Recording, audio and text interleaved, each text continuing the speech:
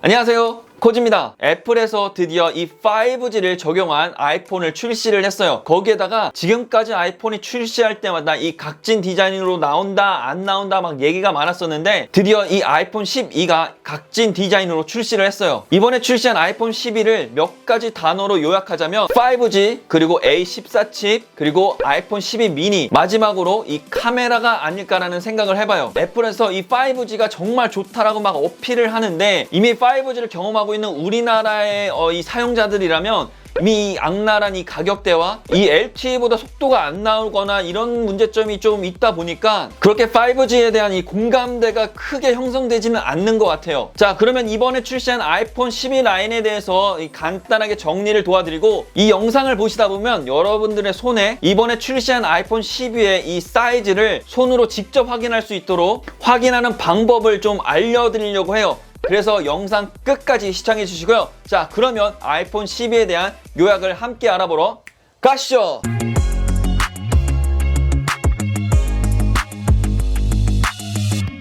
자, 그러면 이번에 출시한 이 아이폰 12의 라인업에 대해서 먼저 좀 정리를 좀 해볼게요.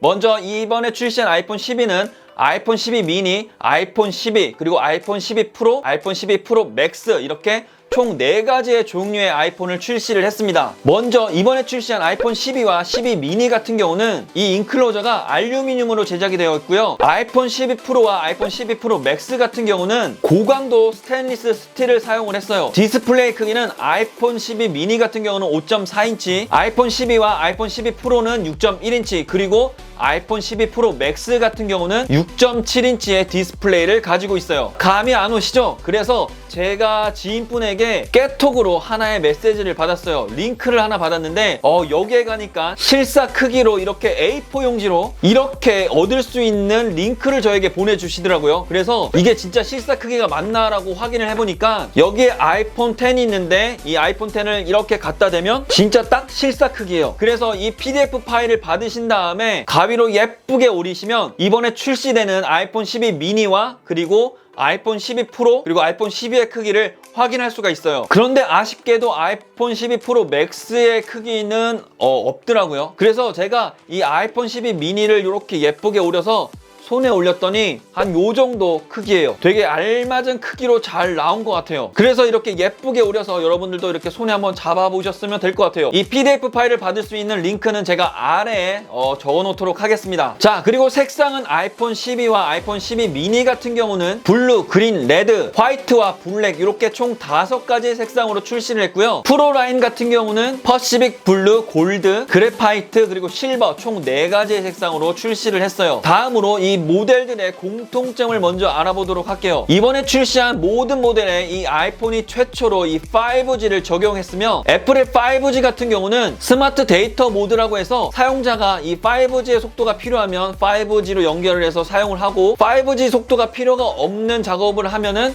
이 LTE로 연결을 해서 배터리의 소모를 최소화시킨다고 하네요. 진짜 5G를 사용하신 분들은 알겠지만 진짜 배터리가 엄청 빨리 닳아요. 확실히 애플 같은 경우는 이런 배터리 관리에 대해서 조금 되게 섬세하게 잘 만들어주는 것 같아서 이 부분은 정말 좋은 것 같아요. 미국에서는 밀리미터 웨이브가 적용이 된다고 하는데, 일단 이 밀리미터 웨이브 같은 경우는 다운로드 속도가 4기가 그리고 업로드 속도가 200MB가 나온다고 해요. 그런데 한국에 출시되는 이 모델에는 이 기능이 빠진다고 합니다. 그런데 뭐 밀리미터 웨이브 같은 경우 우리나라 출시되는 이 모델들에 넣어준다고 하더라도 우리나라 같은 경우는 사용하기가 어려워요. 왜냐하면 이 우리나라의 이 통신사들이 아직 이 부분에 대해서 투자할 계획이 거의 없다고 하더라고요. 방수방진 같은 경우는 전 모델이 IP68 등급으로 6m에서 최대 30분을 견딘다고 하는데, 제가 항상 얘기하지만 이 방수 등급은 방수 등급일 뿐 최대한 이 액체에 닿지 않도록 최대한 노력을 하시는 게 제일 좋아요. 아이폰 12의 전체 모델에 사용되는 디스플레이는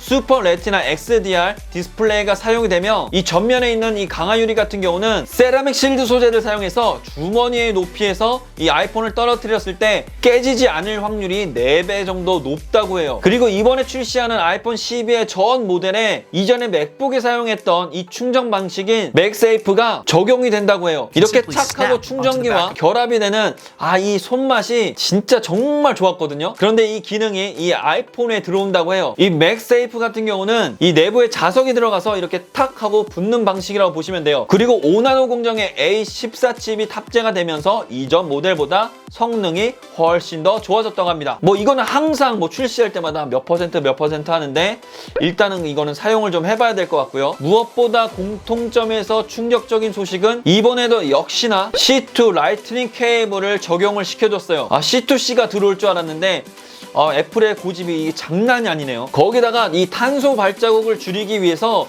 이 많은 노력을 하고 있다고 막 얘기를 하는데, 그러면서 여태까지 지급해줬던 이어폰과 그리고 충전 어댑터를 더 이상 제공하지 않는다고 합니다. 이렇게 부속품들을 줄이면서 박스를 얇게 줄여서 출시를 한다고 해요. 카메라 같은 경우는 이전에는 이 광각 카메라에만 이 야간 모드와 이 디퓨전 기능을 사용할 수 있었지만, 이번 모델에서는 이 초광각 카메라와 그리고 전면 카메라에도 야간 모드와 디퓨전 외 HDR3까지 사용을 할 수 있게 됐다고 해요. 이번에 적용된 HDR3 같은 경우는 이 역광에서 사진을 촬영했을 때 훨씬 더 좋은 결과물을 볼 수 있다고 하네요. 사진을 찍으면서 제일 두려울 때가 바로 이런 역광 부분인데 이 부분은 정말 괜찮은 것 같아요. 그리고 영화 스튜디오에서 사용되는 이 포맷인 이 돌비 비전의 방식의 이 촬영까지 가능하며, 이 돌비 비전 방식으로 촬영된 이 영상을 이 아이폰에서도 쉽게 편집을 할 수 있다고 해요. 이 전면 카메라 같은 경우는 모든 모델이 똑같은 스펙으로 출시가 됐으며, 후면 카메라 같은 경우는 와이드 카메라가 아이폰 12 프로 맥스를 제외한 모든 모델에